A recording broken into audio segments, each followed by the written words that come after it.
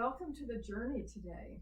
Our guest today is Peter O'Sullivan, and you might have seen that name somewhere before outside the church. And you will notice the garden there is named after our guest Peter and his wife Jean. And so we're happy to have Peter with us today to hear about his story. Thank you for being with us, Peter. It's a pleasure to be with you, Kathy. You go by Pete mostly, or Peter? My dad was Pete, and my son is Pete. I'm Peter. Okay, well, I'm glad we cleared that up. Mhm. Well, in the journey, like we've heard in Father John's homily, we love to hear people's stories about how they connected with God, and everybody's story is different.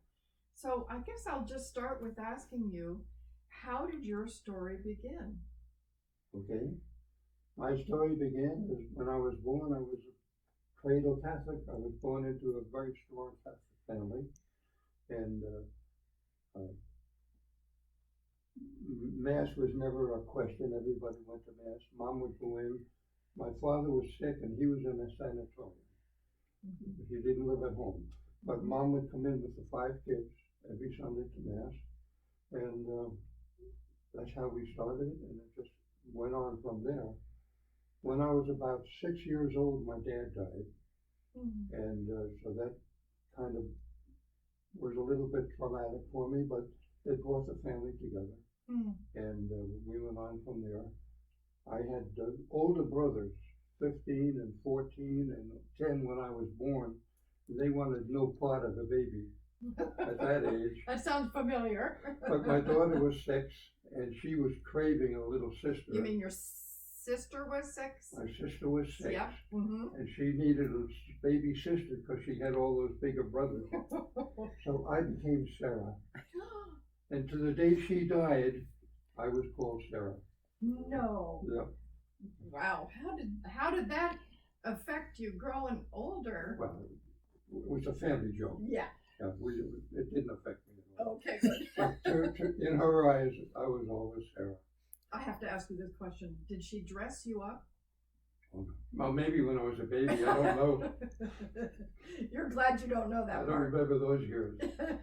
But when I did start in 1st grade, she was in the 6th grade, and I found out I knew everything that the teacher was doing because for 6 years she had been teaching me what she learned at school. Wow, so you were not only her baby sister, you were her pupil. I was her pupil, and thank God I did okay. So that was it. That was our life. We all went to St. Mary Magdalene School in Springfield on Long Island. And then the war broke out, World War II, in 1941. And in that year, my brothers, of course, were older. They were up into their 20s. And they were drafted into the Army. And All 3? All 3 were drafted. The oldest, Jack, was drafted first, and he was the family breadwinner because we had no dad. That's true. So Vincent, who was the youngest of the 3, went to the draft board and said, "You can't take my brother from the family, take me instead." So they took Vincent. The following month, they took Jack again. Oh my. So all 3 of them went in, and I was too young. I was in high school, but I was determined I was going to enlist as soon as I could. And I ultimately went into the Marine Corps when I was 18. Oh my, Yeah. I've heard this story so many times that the last brother goes too. Well, Vincent was in the Air Corps, flying over Germany. His plane was shot down, and he died on March 16th of 1944. Oh my. That's, again, another traumatic life experience for us. For sure. But after the war, we brought him home. He's buried with my dad in Long Island. Mm-hmm. And my mom is there with them now. Mm-hmm. And that was it. Mm-hmm. So you've had some traumatic experiences in your life. I have. But it never affected my religion. That was never in question. When I went into the service, boot camp in South Carolina, I was an altar boy with the Marines. I had been until I went in, and after I went in, I continued that. So that was always important. when I got out of the service and got out of college, I started to work in New York on Wall Street, and I went to Mass every morning before work. There was a church on Pine Street. And a couple of years later, I went out to lunch with one of the other engineers there, and we saw a couple of girls in the luncheonette. Oh, goody, this is the good part. One of them happened to be Jean, and she didn't want me to see her wearing glasses, so she didn't wear the glasses. And she was asking her friend about us. But ultimately, we did begin dating, and we ultimately married. And while we were dating, and the early years of our marriage before the first baby came, she and I both, she worked on Wall Street. We both went to Mass every morning together before work. So it's always been important to us. Yeah, it sounds like nothing ever took you off the path. Never deviated for any reason. He had no reason to deviate. That was Well, it. you know, let me challenge you with that, not challenge you, but just bring up what so many people deal with, and that is their belief that God was unfaithful to them when they have tragedy. How did you get over the tragedies? How did that affect your understanding of God and his love and all of that? I think that was a point where we could reinforce our faith in God because, yeah, he took Vincent, he took my dad, but there was a reason and some good came out of it for somebody. And he died for a good reason, for a good cause. And I was able to step in to kind of replace him Wow. when I got to be 18 So you stepped in how? How did you step by in? enlisting. Okay, so stepping into the army. Okay. I thought you meant the family. So when you were raising your own kids, Yes. how did you try to instruct them in the faith or encourage their relationship to God? Okay, well, again, there was no question about it. We'd go to Mass and we'd have the baby with us. And when Jean Marie was 3, Peter was 7, and we were transferred to Mexico. We lived in Mexico for 2 years. So I put them into the American school, but we went to Mass at the Catholic church. It was in Spanish. And the first 3 months that we were there, Jean Marie was spitting out Spanish like you wouldn't believe. I later found out she was cussing a little bit too because she repeated what the maids said. But no, we carried on the faith right all those years. And our parish in New York, I had told the pastor we were going to be away for 2 weeks, save a seat for my kids when we get back, and he did. Oh my. So when we went back into Sacred Heart up there, life went on.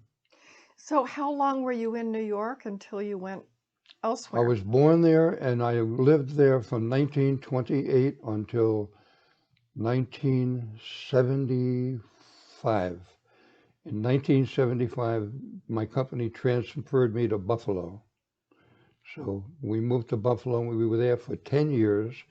In 1985, they transferred me to Baltimore. Okay. And then when I retired, we decided we'll stay here. So did you belong to a parish then in Buffalo? I We assume did. so. Okay. And then Baltimore here, was St. Joseph's your parish then? Oh, yes, Or- we moved right into St. Joseph's in 1985. And 1987, I was elected to the parish council. And then Father Ted came and he appointed me to be minister for parish and community relations. That was an appointment. So I stayed on the parish council for over 25 years in that role. That's what most people around here know me from. Okay. What was that like for you? What did you value about being on that council? Dealing with the community. We did, well, coffee and donuts, for example. That's still going on. We started that in the early years. We used to buy the donuts and sell them. Oh my. Then we decided that's not the right thing to do. We should just give them away. and the parish subsidized it. And then we did blood drives and dinners and all kinds of stuff like that. We sold religious articles at Christmas time, just kind of kept relationships with the community. Mm-hmm. We were there for them, and hopefully they were there for us. Well, how have you felt God loving you through people at St. Joseph or elsewhere? How have you experienced God's reaching to you? Well, through people, yeah, everybody's been kind and loving and friendly and cooperative, and everybody loved Jean. Mm-hmm. She was one in a million. She was a gem. And someone would meet her, and immediately a smile would come to their face. Wow. She had that knack. Mm-hmm. She could go into a place, and if she saw someone all by themselves, she wouldn't tolerate that. She'd go over and introduce it. I'm Jean, and who are you, and what can we do? She felt a need to do that. Mm-hmm. And so really what you're saying, and this I think is probably good for our listeners to hear, is that it doesn't take much to show God's love to people. I mean, it takes a smile, reaching out to talk to somebody. That was it. Mm-hmm. Mm-hmm. That's all. And you get it back. If you're grumpy to somebody, you'll get that back. But if you welcome them and give them a smile and say, how you doing, that's what you get back. Oh, that's a wonderful equation, isn't it? Mm-hmm. You give and it comes right back. Well, that's how I feel. Yeah. Now, I wanted to ask you about the Mass itself. Mm-hmm. What do you love about the Catholic Mass? Well, from the day I was an altar boy, we used to do it in Latin. And even to this day, I do some of the prayers in Latin as your dad or your priest is doing it in English. I just love the Mass. I love the Eucharist. And that's what it's all about. Mm-hmm. Now, if the Mass has been special, what about religious ed and the Bible and things like that? Have you spent much time with any of that yourself? I went to Catholic grammar school and high school, and so I had that education. My wife did the same. My kids all did that. As a matter of fact, Gerard went through Catholic college at Canisius. So they've all been that. As far as religious ed is concerned, when I was a high school student at St. Francis Prep, the parish had the religious ed program going, and the key was if you attended religious ed, you could stay another hour for the dance. So every week I was at religious ed so I could stay for the dance. Oh, so you are a dancer. Yeah, well, as a teenager I was. Yeah. And then when we were married and living in New York and had the young children, at Sacred Heart, Jean and I did a religious ed program at home for seniors, high school seniors. Mm-hmm. And we did that for a number of years. And it was strictly ad lib, no formal textbooks, but the kids loved it and we enjoyed it. Mm-hmm. So you made up your own curriculum or your own Well, yeah, we talked to studies, the basically. past about it. We Sure. knew what we were going to do. Mm-hmm. The kids loved it because I think it was not studying it out of a book, but just hearing it and talking about it. It was different in those days. They didn't do that. Mm-hmm. So you would be probably sharing stories of your own own faith, which is our own experiences and faith, and then they would have questions. Mm-hmm. Do you remember any of the stories you shared with them? What kind of stories would you share now if you had a study coming into your living room? Well, depending on the kids, whatever was on their mind or bothering them is what we would talk about. A lot of times, looking back, they were concerned about mortal sin because they were at an age where they're sexually interested and curious, and they would say, well, it's a sin to do things like that, but there are three characteristics of it. It has to be a grievous matter, you have to give it sufficient reflection, and you have to give it full consent of your will. Hmm. And if none of those are, if one of those is not present, it's not a mortal sin. So they were delighted to hear that. Wow. And we explore that in depth. Oh my. I don't know how that would go over today, but that certainly is a Well, hot topic. there are those three conditions. It Mhm. has to be a grievous matter. Mhm. It has to be sufficient reflection is the thing they never did. They just- didn't reflect. They didn't reflect, they just did what they did. I don't think that's changed. And then full consent of the will. Of course, they knew it and they did it deliberately. That was the key. Mhm. So that was probably every year that we had different classes come in, that kind of surfaced. Wow. That was a topic of interest. Oh, certainly. Well, that's the age where these things would certainly show up, that's for sure. Hmm. Well, what were some other questions that they may have had, or do you think teenagers now are dealing with? I don't know the teenagers today that well. I don't associate with them. I don't have any close to me. I have grandchildren, but they're in different cities. But I imagine many of them just don't even give it any thought, Don't give what any thought. whether they're doing something wrong or not. They just Mm. react. They just do stuff. My buddy does it, I'm doing it. And that's how I think they are today. Well, I guess the official name for that is peer pressure, right? Yeah. Which has always been around. It's not exclusive to today, that's for sure. But I think the moral standards today are different. Mm. I think they have definitely declined Mhm. from when I was young. Mhm. Well, I think you're right, and I think that was my next area to ask you about, and that is, how have you seen things change in church over the years, or in people's response to God, people's response to church? Well, when I was younger, with a Latin Mass and few distractions, everyone did the same thing, and they all came every Sunday to Mass, and there was no question about it. But then people now started to be lax. They I want to play golf tomorrow, so I'm going to skip Mass because it's a conflict. And I think that attitude is prevalent today where it never used to be. Hmm. And the way they come to dress in church. Sunday, you'd always have a shirt and a tie and your shoes, and your women would have a nice dress.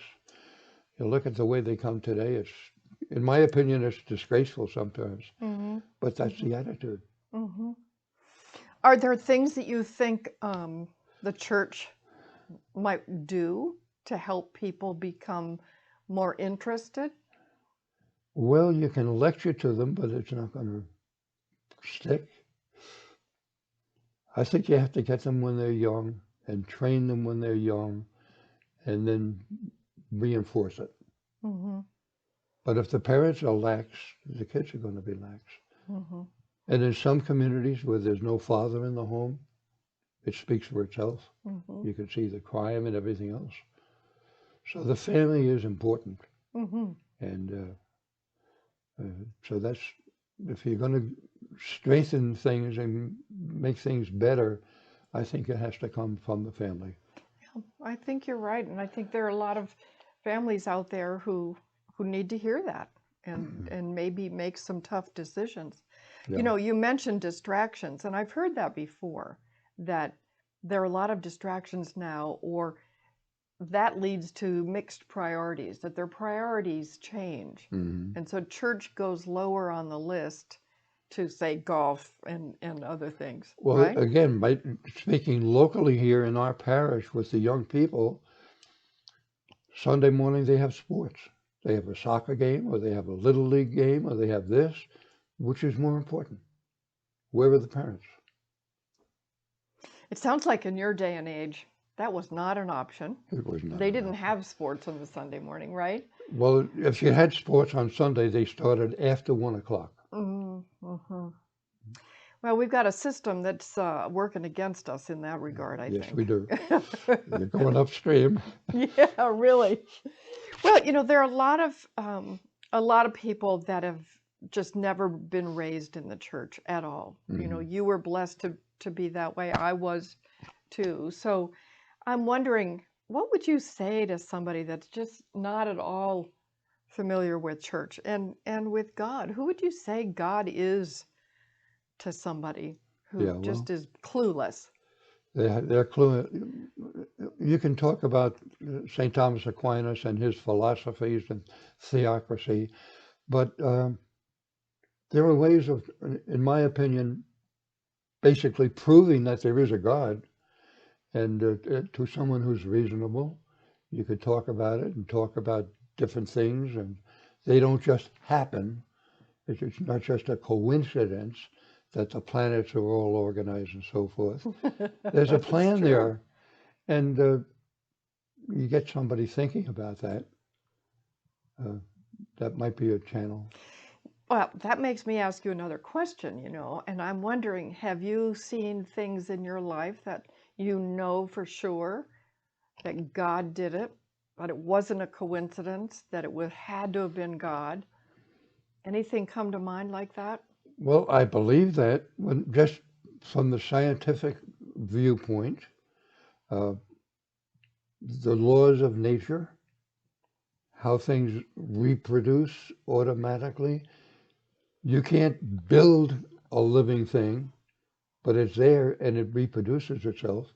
So there's a divine source right there. That's true. I think so. So you're a scientist, aren't you? Engineer. That's right. So I just was reminded that that was your background. Yeah. And scientifically, there are definitely proofs. I mean, they're beyond what I can say, but Hmm. some of the great minds have done that. Well, one other question about that. Do you ever feel like God rescued you from something? I'm sure he did. Now, he kept me straight when I was on the verge, I'm sure, many times of doing something, especially as a teenager, you do crazy things. But yeah, faith brought me through. Yeah. And I think that's really what people need to hear, and that faith is real and that it is not a coincidence. Mhm. I guess that's one of the quotes that I'm going to remember, from our conversation.